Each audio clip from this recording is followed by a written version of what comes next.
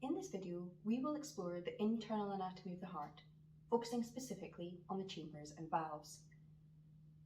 To describe the anatomy of the heart, we're going to follow the path of a single red blood cell as it returns to the heart deoxygenated. This, however, is a very simplified understanding of the heart, because obviously both chambers in the left and right side operate simultaneously. Nevertheless, we will follow the path of the single red blood cell as it returns to the heart deoxygenated before it's passed out to the pulmonary circulation for oxygenation, and then it returns to the left side of the heart for onward passage to the systemic circulation. The right atrium receives the entire venous return from the upper body from the superior vena cava, the lower body from the inferior vena cava, and the coronary circulation from the coronary sinus. You can see the superior vena cava entering the right atrium at its superior margin, with the inferior vena cava entering the right atrium at its inferior margin. The coronary sinus drains into the right atrium medially to the inferior vena cava. Once blood has entered the right atrium through any one of these three vessels, it passes to the right ventricle, through the right atrioventricular opening, which houses the right atrioventricular valve, also known as the tricuspid valve. The right atrium is separated from the left by the interatrial septum, in which a small depression can be seen. This depression is the fossa ovalis and is the location of the primitive foramen ovale. In up to 25% of people, the foramen ovale does not close at birth. This is known as a patent foramen ovale. A patent foramen ovale is normally clinically silent because of the higher pressure in the left atrium compared with the right, which achieves a functional closure of this patency. However, sometimes a venous thrombi can embolize, and when right atrial pressures rise during, for example, sneezing or defecation, that emboli can make its way through the patent foramen ovale into the left side circulation and on to, for example, the brain, where it can induce a transient ischemic attack, also known as a stroke. The right ventricle receives deoxygenated blood from the right atrium and forms the anterior surface of the heart. The inflow area of the right ventricle features many numerous muscular structures called trabeculae carneae, some of which are attached at one end to papillary muscles and anchored to the leaflets of the cusps of the tricuspid valve via chordae tendineae. The outflow tract portion of the right ventricle is smoother and leads to the pulmonary trunk via the conus arteriosus. The smooth section is an artifact of the embryological bulbus cordis. Blood volumes are expelled from the right ventricle during ventricular contraction through the pulmonary valve into the pulmonary trunk for oxygenation to take place in the pulmonary circulation. The left ventricle receives oxygenated blood volumes from the left atrium. The left ventricular wall is thicker than the equivalent on the right. In addition, the papillary muscles in the left ventricle are thicker in the left than in the right ventricle.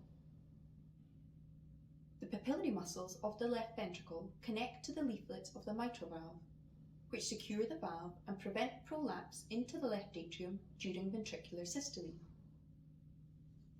The outflow tract portion of the left ventricle lies slightly posterior to the right ventricular outflow tract. Blood volumes are expelled from the left ventricle during ventricular systole through the aortic valve into the ascending aorta. The left atrium receives oxygenated blood from the pulmonary circulation through the 4 pulmonary veins. The left atrium forms the base of the heart. Like the right atrium, the left atrium shows a depression in the interatrial septum called the fossa ovalis, which is a remnant of the foramen ovale. Blood volumes then pass from the left atrium into the left ventricle, passing through the left atrioventricular valve, also known as the mitral valve, en route. As blood moves through the chambers of the heart and the outflow tracts, it passes through valves. These valves separate the atria from the ventricles and are known as atrioventricular valves, and the ventricles from the outflow tracts, and they are known as semilunar valves. and these valves serve to control the direction of flow of blood through our hearts. They open and close in response to pressure changes in the chambers and the aorta and pulmonary trunk. The right atrioventricular valve is called the tricuspid valve and is situated between the right atrium and right ventricle. The left atrioventricular valve is called the mitral valve and is situated between the left atrium and left ventricle. The right semilunar valve is called the pulmonary valve and is situated between the right ventricle and pulmonary trunk. And finally, the left semilunar valve, called the aortic valve, is between the left ventricle and the aorta. Using this simulation model, we can appreciate where we auscultate each of these valves on the precordium. Auscultation of these valves is an important part of a cardiovascular examination, and normally you auscultate the valves downstream of flow through that valve because blood flow carries part of the sound. The tricuspid valve should be auscultated lateral of the sternum in the left fifth intercostal space.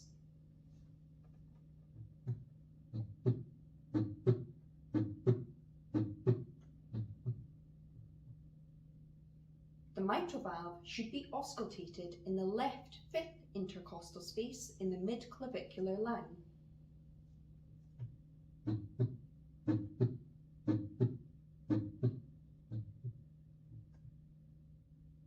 The pulmonary valve should be auscultated lateral to the sternum in the left second intercostal space.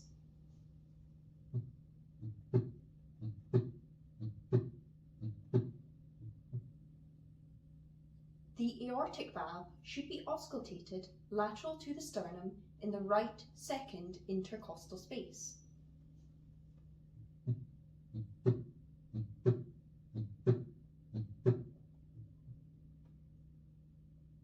All you really need to remember, though, are the second and fifth intercostal spaces. Flow through these valves can be altered in disease states. For example, a stenotic valve lesion will reduce flow through a valve.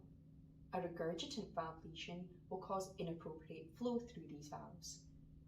This can be auscultated on cardiovascular examination, and these abnormal flows are called murmurs.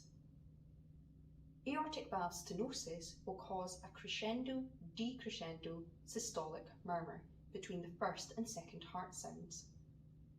Aortic valve regurgitation will cause an early diastolic decrescendo murmur after the second heart sound. In this video, we covered the internal anatomy of the heart, focusing on the chambers and the valves that sit within those chambers. We also introduced where you can auscultate these valves during cardiovascular examination.